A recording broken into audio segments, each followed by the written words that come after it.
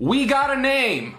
We have a name, ladies and gentlemen. Saint J. Garcia Saturn, one of the 5 Elder Stars, the first one to leave Mary Joie. We have just been introduced finally, officially, to one of these 5 powerhouses. And I do say powerhouses because the fact that his name is Saint J. Garcia Saturn, he has to be extremely powerful, because as we know in One Piece, everybody that's named after a planet is extremely powerful or some kind of ancient weapon. We obviously know Uranus, Neptune, Pluton, Poseidon, Neptune, same thing. But we know that these are ancient weapons. Why wouldn't these 5 Elder Stars be some kind of ancient weapons as well? They are old, am I right? They are ancient. So I think that these guys are extremely powerful. This is pretty much confirmed. Look at how Kizaru is acting like a little bee, right? So we can assume that the 5 Elder Stars are the highest authority in the world for much more than just politics, right? We can assume that they are powerful. Just look at the scar on his face. This guy's seen battle. This guy has seen war. And this guy has some sort of crazy ability or hockey, maybe something we've never seen before. Another thing it makes me think about is, remember when Shanks went to the Reverie and he sat with the 5 Elder Stars? We thought that the 5 Elder Stars should be a little worried, right? We're like, oh, Shanks must be so powerful because, the 5 Elder Stars, they're not doing anything, right? They're like, whoa, whoa, whoa, we can't mess with this guy. He's too strong.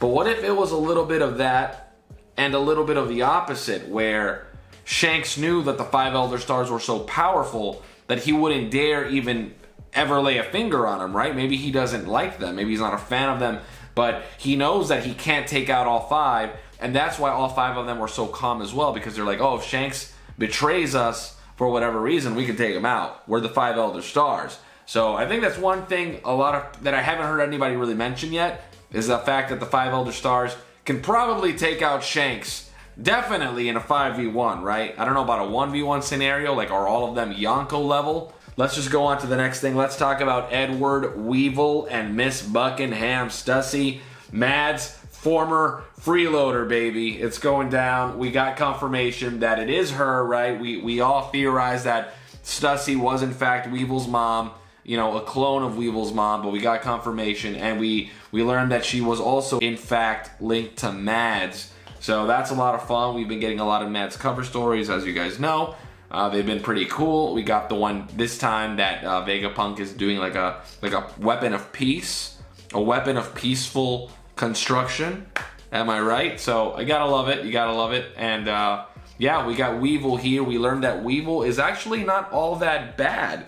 He was actually defending the island of Sphinx from the bad Marines, and that is why he was, fighting everybody. It's not because he's just some crazy, lunatic. He's actually protecting his daddy's place, right? And is it his real father? Probably not, right? It's very unlikely. He's most likely like a failed clone that still kept a lot of his power, but was maybe just a little bit too unstable, right? Or maybe he's like a fusion of 2 different people. Maybe it's a clone of Whitebeard, but when they added the devil fruit factor, the lineage factor, maybe something went wrong. Maybe he exploded. I don't know. Something went wrong there. Look at all the stitches all around his body. It looks like it's just a patchwork of different things.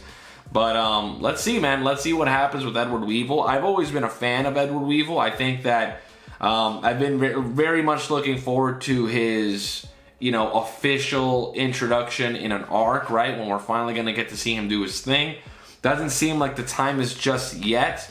But hopefully, maybe by the next arc, we will get to see what Edward Weevil is all about and what he can do, what he's capable of. If you haven't noticed by now, we have been going a little bit backwards with this review. We're trying something a little bit different. We cannot forget the Seraphim battle, right? We got Zoro versus Baby Mihawk. It's a lot of fun, right? They clash. We got a good clash there. We see that the Mihawk is able to push back Zoro, so we get confirmation that they are powerful. Zoro won't be able to take out that thing very easily. Seems like it should be at least, a little mid-diff maybe. Who knows? Maybe higher, maybe lower. Again, no more power scaling. Let's take a break from that. The pace, man. The pace of One Piece is just through the roof lately.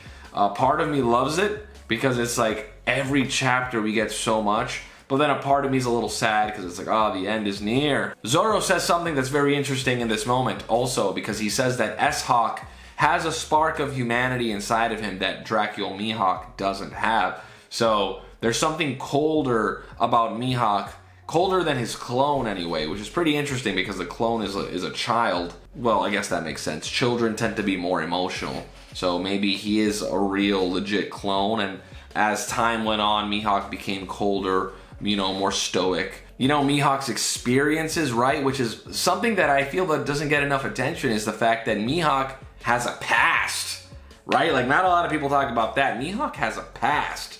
Do you guys know that? And something tells me it's going to be one of the greatest flashbacks in all of One Piece. At least I hope it is, right? I hope we got a flashback of Mihawk.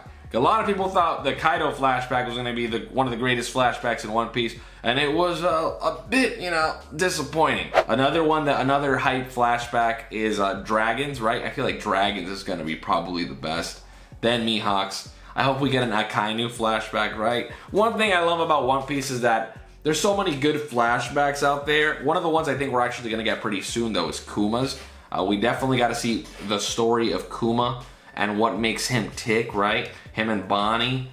We're going to see him and Bonnie's past pretty soon, I'm sure. Talk about the beginning while we're here, man. Miss Buckingham Stussy. That's the name of this chapter, this week's chapter. Miss Buckingham Stussy of the Rocks Pirates, right? She has some sort of succubus fruit, vampire lord kind of fruit. You know, she has something going on there with the bat wings and the fangs, and she can put people to sleep with just a simple bite, right? So pretty wild stuff, man. She's really powerful. She also has a pretty gnarly ability where she's able to do like a really wild dodge, right? Paper Arts Heartbreak After Image. So we got a break next week, guys, but we have a lot in this chapter that we can discuss, which we have discussed, but there's still more that maybe I'll do a follow-up video on. One of the things that, you know, got me thinking is, where is this arc going? We got one of the 5 Elder Stars, Kizaru, just waiting outside of Egghead Island. Are we gonna get an Admiral and an Elder Star versus the Straw Hats? You know, an Admiral would have been tough enough, but now we add one of these guys and the stakes really go up. Because I don't think anybody doubts that the Straw Hats can take out one Admiral. I think at this point it's pretty much expected, right? Luffy's Yonko level. Zoro's up there too, right? He's like Admiral level, something like that. So it wouldn't be that crazy for all the Straw Hats to beat Kizaru. It wouldn't be that mind-blowing, but adding this guy changes things because we don't know how strong he is, but we have to assume that he has to be up there, man. He has to be up there. You know, the highest authority in the world. He's got to be strong, right? And again, I don't want to talk about power scaling, but he's got to be powerful, right?